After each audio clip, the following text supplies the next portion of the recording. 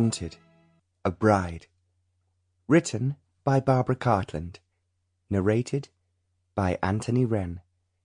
Chapter 1, 1868. Lord Templeton was in a bad temper as he travelled to London.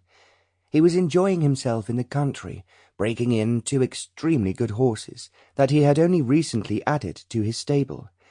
It was hot and humid in London, and he wanted to stay in the country, where it was very much cooler, and to be with his animals.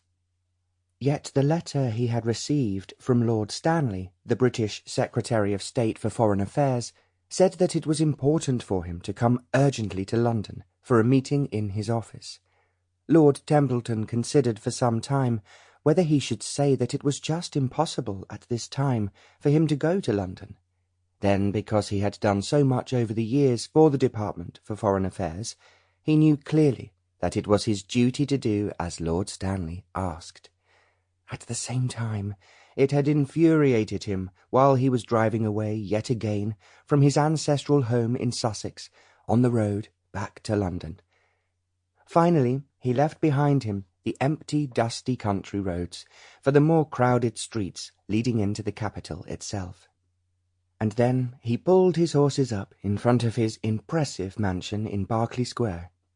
He handed the reins to a smartly dressed groom, ran up the stone steps, and proceeded to tidy himself after the tiring journey.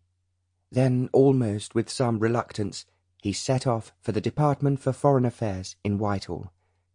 He had been there so often, but thought that after the last time he had helped them, he had done his duty, and could now enjoy himself peacefully at home.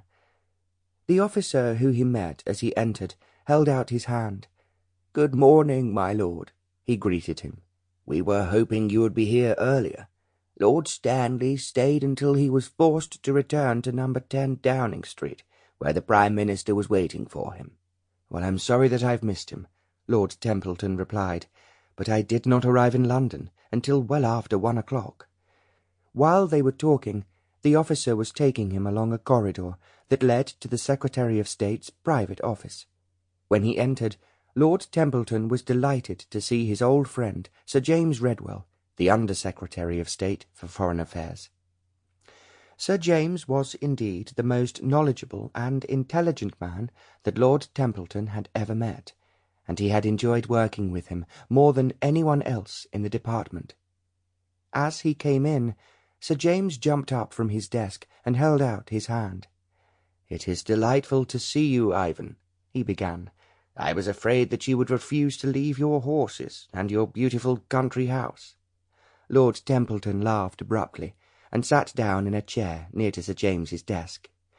"I came," he replied, "because I felt it was my duty.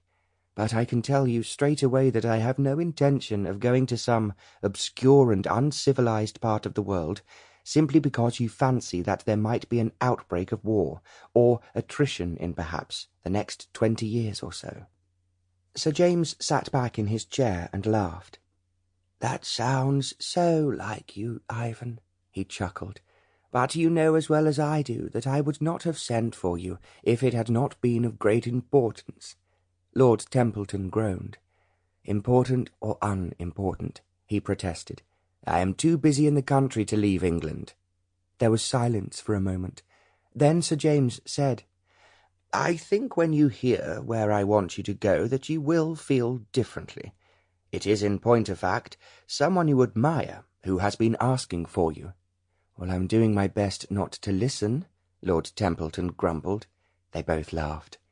Then Sir James, picking up some papers from his desk, went on, "Ivan, I know that you have always been impressed by King Mongkut and the great success that he has been in Siam during the last few years." Lord Templeton sat up sharply. "You are not—" Sample complete. Ready to continue?